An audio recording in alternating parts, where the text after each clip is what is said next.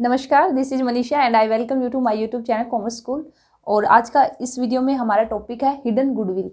तो देखिए, जैसे कि आप सभी को पता है, जब एडमिशन ऑफ पार्टनर जो चैप्टर हमने स्टार्ट किया था, जब भी एडमिशन होगा एक न्यू पार्टनर का, तो उस टाइम क्या होगा, वो उसको एक तो वह गुडविल का शेयर लेके आएगा, ठीक है, और एक इसी के साथ ही भी वो शेयर कैपिटल भी, मतलब कि कैपिटल लेके आएगा, ठीक है, कैपिटल लेके आएगा और उसका जो भी गुडविल में जो शेयर रहेगा वह लेके आएगा। तो कई बार क्वेश्चन में क्या होगा, आपको जो गुडविल है, गुडविल आपको नहीं गिवन होगी, ठीक है, तो उस केस में बेसिकली फिर आपको क्या करना पड़ेगा, जो गुडविल है ना उसकी वैल्यू फाइंड आउट करनी पड़ेगी। तो बेसिकली वह केस आपका, वह सिचुएशन हमारी क्या कहलाती है, हिडन गुडविल की। भाई आपकी जो गुडविल है वो छिपी हुई है, उस गुडविल को आप निकालिए, ठीक है।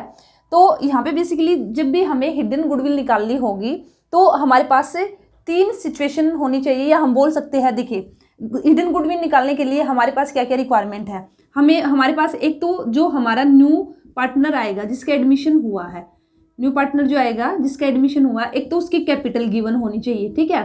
इसी के साथ ही फिर उसका भी कितना शेयर है, जो प्रॉफिट शेयरिंग रेशियो है उसका कितना हिस्सा है वह आपको गिवन होना चाहिए। और इसी के साथ ही जो ओल्ड पार्टनर्स है उनकी कैपिटल गिवन होनी चाहिए। अगर ये तीनों हमारे पास है, ठीक है, यहाँ पे कैपिटल का मतलब है, कैपिटल वर्ड वैसे यूज नहीं करना चाहिए, यहाँ पे ना फंड्स बोलना चाहिए, लेकिन फिलहाल के लिए आप कैपिटल ही समझिए कि जो न्यू पार्टनर आएगा वो कितना फंड्स लेके आया है, उसका कितना शेयर है, उसको कितना शेयर मिला है। इसी के साथ ही जो ओल्ड पार्टनर है उनकी जो कैपिटल गिवन है, अगर ये हमारे पास तीनों चीजें गिवन है तभी हम क्या निकाल सकते हैं, जो हिडन गुडविल है उसको फाइंड आउट कर सकते हैं। अगर यहाँ से हमारे कोई भी आइटम मिसिंग है तो तब हम हिडन गुडविल की वैल्यू नहीं निकाल पाएंगे, ठीक है।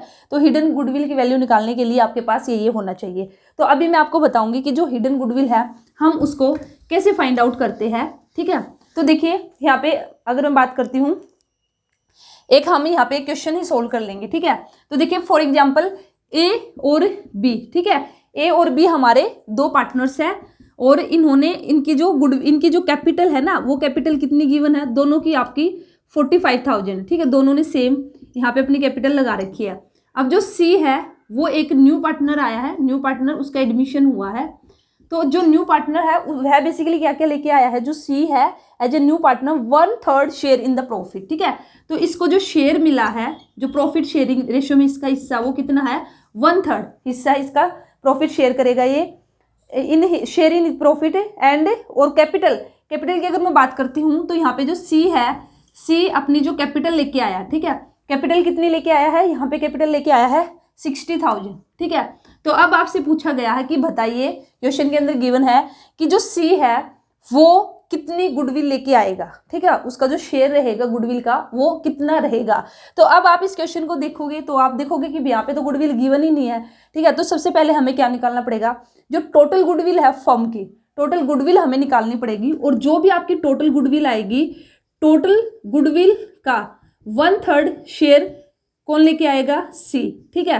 तो तब हमारी क्या निकल के आएगा, सी का शेयर निकल के आएगा कि वह गुडविल कितनी लेके आया। तो अब इस केस में हम क्या करेंगे, तो देखिए इस क्वेश्चन को हम कैसे सोल्व करेंगे। तो सबसे पहले हम बात करेंगे कि यहाँ पे जो सी का शेयर गिवन है और जो सी की कैपिटल गिवन है, उसके बेस पे हम टोटल फर्म की कैपिटल निकाल लेंगे, ठीक है। तो हम यहाँ पे क्या बोल सकते हैं कि भाई 1/4 शेयर के लिए गुडविल हमें कितनी चाहिए, 60,000, सॉरी हमें कैपिटल कितनी चाहिए, 60,000 कैपिटल चाहिए, क्योंकि सी का 1/4 शेयर है और वो कैपिटल कितनी लेके आया, 60,000। तो भाई 1/4 शेयर किसके इक्वल है, एक तरह से हम बोल सकते हैं 60,000 कैपिटल के। तो टोटल कैपिटल फर्म की कितनी होगी, टोटल कैपिटल की अगर मैं बात करती हूँ तो हम 1 से डिनोट करेंगे कि भाई टोटल हमारी 1 है, तो टोटल 1 है, तो 1 के केस में हमारी जो टोटल कैपिटल है वो कितनी निकल के आएगी, 3 से मल्टीप्लाई कर देंगे। तो जब हमने सी को बेस लिया, जो न्यू पार्टनर आया है जब उसको बेस लिया, उसके अकॉर्डिंग जो टोटल कैपिटल है फर्म की वो कितनी होनी चाहिए, 1,80,000। तो अब हम बात करेंगे भी रियल में जो टोटल कैपिटल है वो फर्म की कितनी है। तो देखिए अगर यहाँ पे मैं बात करती हूँ, फिलहाल हमारी जो टोटल कैपिटल है वो कितनी है, ए की 45,000 है, बी की भी 45,000 है और सी कितनी लेके आया है, 60,000। तो जब मैं इनको यहाँ पे ऐड करूंगी तो 40 40 90 90 और 60 1,50,000। तो यहाँ पे हमारी जो टोटल कैपिटल निकल के आई वो कितनी निकल के आई, 1,50,000। लेकिन अगर जो सी को हमने जो शेयर दिया है उसके बेस पर अगर हम बात करते हैं तो जो टोटल कैपिटल है वो एक तरह से कितनी होनी चाहिए हमारी 1,80,000। तो यहाँ पे बेसिकली जो डिफरेंस है, ठीक है, 1,80,000 और जो 1,50,000 के बीच में जो डिफरेंस है ना, तो कहीं ना कहीं ये डिफरेंस क्या है, वैल्यू ऑफ गुडविल। ये डिफरेंस क्या है, वैल्यू ऑफ गुडविल, और ये डिफरेंस हमारा कितना है, 30,000 का। तो इट मीन्स जो फर्म है, जो फर्म की गुडविल है उसकी वैल्यू कितनी है, 30,000 है। तो ये हमने क्या फाइंड आउट किया, जो हिडन गुडविल है उसको हमने निकाल लिया, ठीक है। अब हमें निकालना है सी का शेयर, ठीक है, कि भाई सी का कितना शेयर है। तो 30,000 हमारी क्या है, टोटल वैल्यू ऑफ गुडविल है। तो टोटल जो फर्म की गुडविल है वो 30,000 है। अगर मैं यहाँ पे बात करूंगी सी का, तो सी का जो शेयर होगा गुडविल में, सी का जो शेयर होगा किसमें, गुडविल में, तो उसका कितना होगा, उसे कितनी गुडविल लेके आनी पड़ेगी। क्यों, मैंने आपको बताया था जब भी न्यू पार्टनर आएगा तो वो एक तो प्रीमियम फॉर गुडविल लेके आएगा और एक वो कैपिटल लेके आएगा। तो वो 60,000 कैपिटल के तो ले आया, अब उसको जो गुडविल है उसका भी हिस्सा लेके आना पड़ेगा। तो टोटल हमारी फर्म की गुडविल है 30,000। सी का शेयर कितना है, 1/3, 1/3। तो जो सी है, सी का कितना हुआ गुडविल में हिस्सा, 10,000। तो अब सी को 10,000 रुपये गुडविल के लेके आने पड़ेंगे, ठीक है। तो जो हम एंट्री करते हैं, तो अब हम 10,000 से प्रीमियम फॉर गुडविल है उसको डेबिट करेंगे, और इसी के साथ ही जो 60,000 के वो क्या लेके आएगा, कैपिटल लेके आएगा, ठीक है।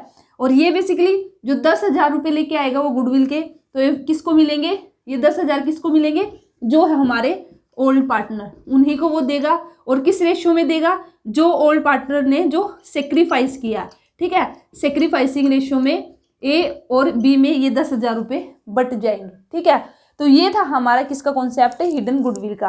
तो उम्मीद करती हूँ आप लोगों को अच्छे से समझ में आ गया होगा कि भाई अगर क्वेश्चन में हमारा गिवन हो कि भाई जो गुडविल है उसको फाइंड आउट कीजिए, हिडन गुडविल को हम निकाल सकते हैं। तो देखिए यहाँ पे इस क्वेश्चन की अगर मैं बात करती हूँ, तो यहाँ पे जो ये 10,000 है, जैसे कि मैंने आपको बता दिया, ए और बी को मिल जाएंगे, ठीक है, ए और बी के कैपिटल में चले जाएंगे ये।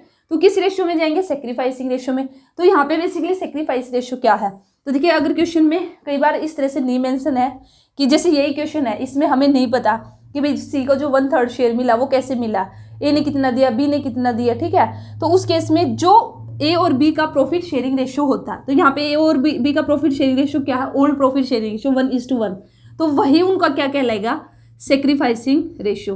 तो जो ये 10,000 रुपये है, ये ए और बी को दोनों को 5,000 बी को मिल जाएंगे और 5,000 ए को मिल जाएंगे, ठीक है। तो ये बेसिकली हमारा हो जाएगा।